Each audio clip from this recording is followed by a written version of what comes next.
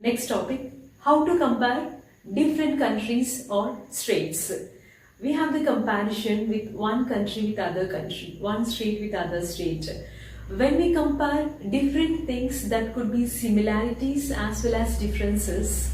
Which aspects do we use to compare them here? What are the factors to compare with between comparison between the countries and states, states with states and countries with other countries?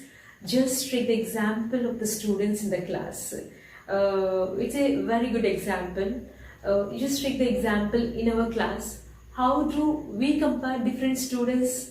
They are differ in their height, health, talents and interest. For example, the healthiest student may not be most talented person, most studious one. Okay, healthiest student may not be most studious one. The most intelligent student may not be most friendliest one. Okay, he will read very good and he's very intellectual and very intelligent student, but he doesn't have the friendly relation with the people, with the school, with the classmates. So he's not friendliest one. So how do we compare the students?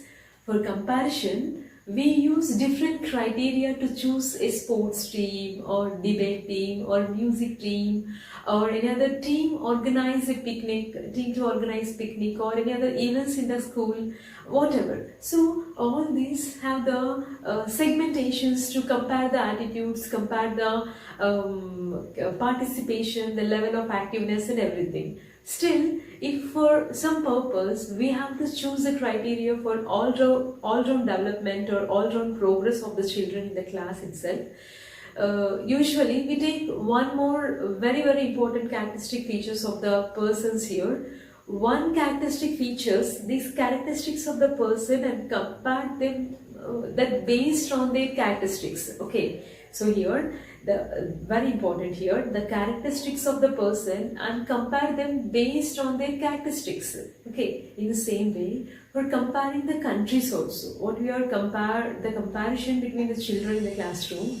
In the same way, comparing students, their income, comparing countries, their income is considered to be one of the very important and most important attributes. Countries with higher income, countries with very good higher income are more developed than the countries with lower income. This is the comparison. This is a status of economic status of a country. Comparison between high economies with low economies. By this, we can understand that more income means more access to things that human beings need to fulfill their basic requirements, very essential needs, requirements.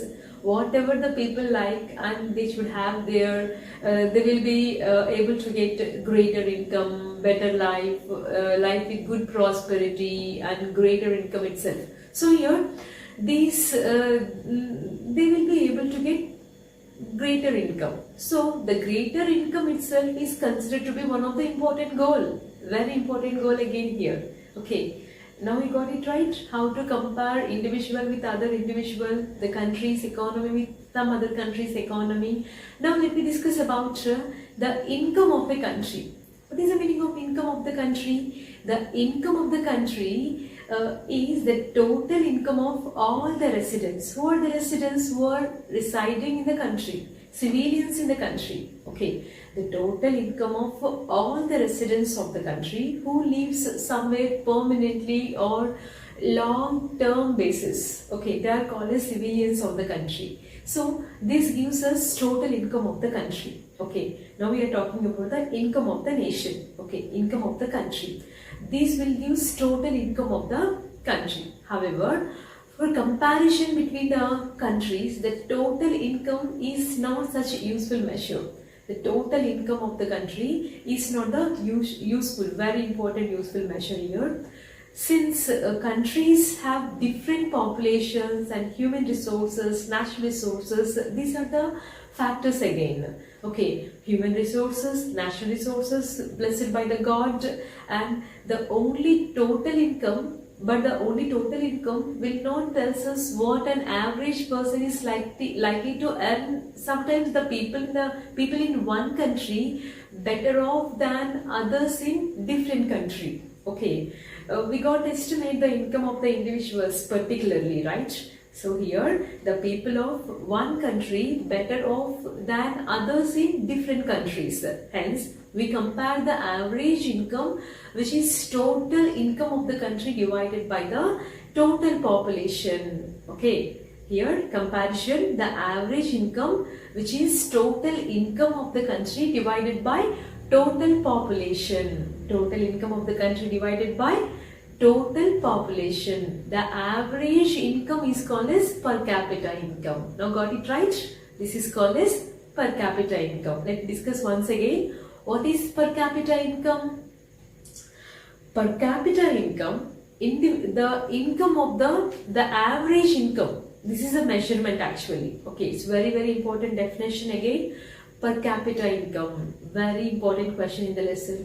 What is per capita income? Per capita income or average income measures that average income earned per person in a given area in a specified year, financial year. What is that specified year? In that particular financial year. It is calculated by dividing the area's total income by total population. Okay, total income by its total population. Per capita income is national incomes divided by the population. Per capita income is national income divided by population, right?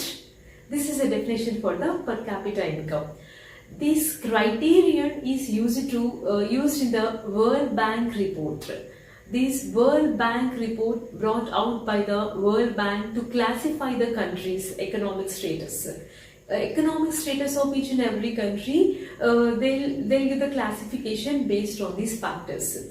The countries with per capita income is income of that is $12,055 and that is per annum according to the 2007 is called as high income countries. These are very rich countries. Those with per capita income of $995 according to this 2017. What is it? $995 per annum per year are called as low income countries.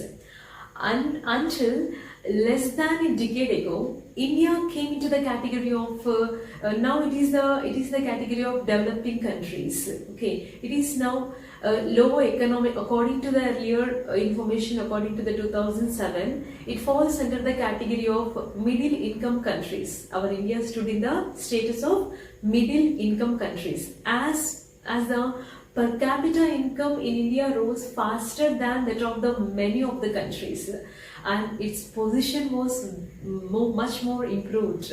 We will read about all these, the growth, prosperity and income of the people in India. These all will be in the next coming chapter, but these are very important topics in this lesson. Rich countries, just now we discussed about the rich countries like South Korea, USA, China, France. All these are the rich country based on the economic status. These factors, the rich countries excluding the countries of West Asia, especially western part of the Asia, and certain other small countries are generally called developed countries. These are highly developed countries. While averages are useful for comparison, these averages are very useful for comparing the countries. They also hide many disparities again. Many of the variations and many of the diversifications and disparities are seen in that countries. Average income is useful for comparison. It does not tell us how these income is distributed among the people again. Okay, this is very important task here. How this income is distributed among the people.